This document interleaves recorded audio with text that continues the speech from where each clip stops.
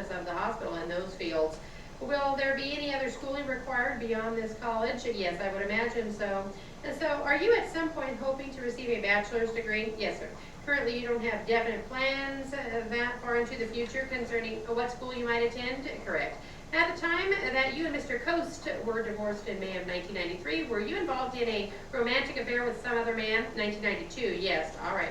And who was that? Jerry Hicks. So when did you begin your relationship with Jerry? I'm thinking, I believe 90.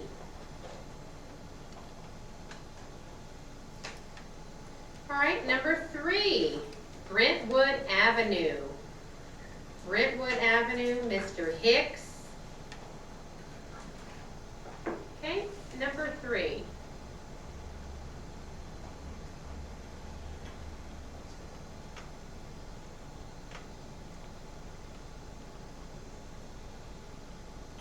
Then after April of 1992, April 25, you moved in and lived with Mr. Hicks, is that correct? No, I kept my home until we moved into his residence.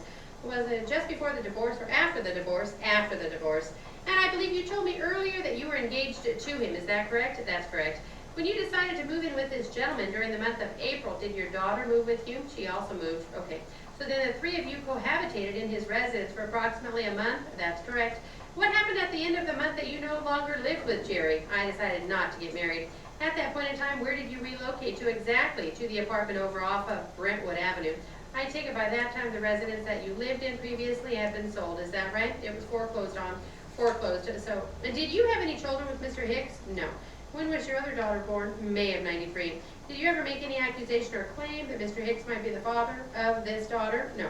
All right. After your relationship with Mr. Hicks, who was the next man that you had a romantic relationship with? Willie Thompson.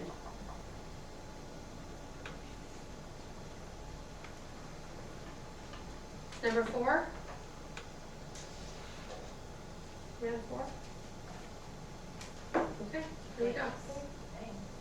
Think so. 3, 4. Okay, this is number 4.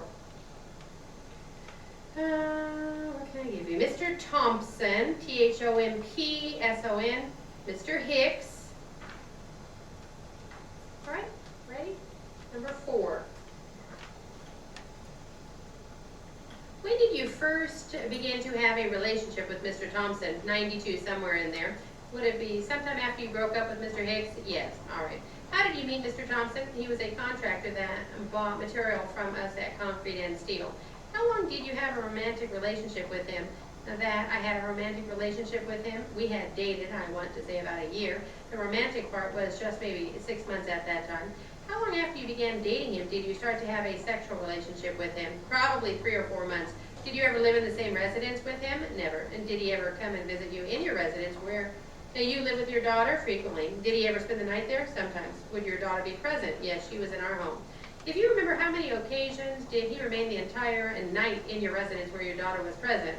Perhaps maybe twice. So what was your daughter's, if you know, what was her understanding of your relationship with Mr. Thompson? He was a friend of mine. Do you remember what she referred to him as exactly, or what she called him? The gentleman with the horses. The man with the horses? Correct. Why did the relationship with Mr. Thompson end? Because he lived out of state. What would be your first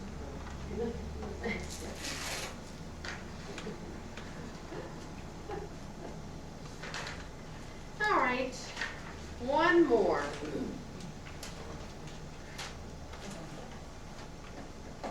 Melissa, Melissa. Roy, Roy. Rhonda, Rhonda. Shannon, Shannon. Ryan, Ryan. All right, last one. 240 for 1. Sorry.